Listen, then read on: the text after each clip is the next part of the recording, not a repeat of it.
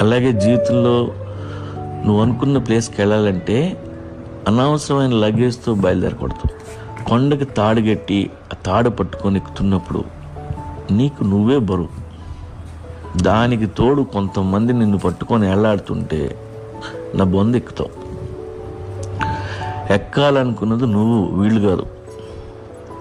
వీళ్ళందరినీ నీతో పెట్టుకున్నందుకు వీళ్ళు నీకు చేసే సహాయం ఏంటంటే నిన్ను ఎక్కనివ్వకుండా ఆపటం. మన చుట్టూ ఉన్న చెత్తను గుర్తించాలి. సగం చెత్త మనుషుల రూపంలో ఉంటుంది. ఈ విషయం నాకు తెలిసేసరికి సగం జీతం అయిపోయింది. మీరైనా జాగ్రత్తగా ఉండండి. గుర్తుపెట్టుకోండి, ట్రాష్ బ్యాగ్స్ ఎప్పుడు నవ్వుతూ మనతో మాట్లాడుతూ మనతోనే ఉంటాయి. వాటి మీద ట్రాష్ బ్యాగ్ అని రాసి ఉండదు. మనమే ఐడెంటిఫై చేసుకోవాలి.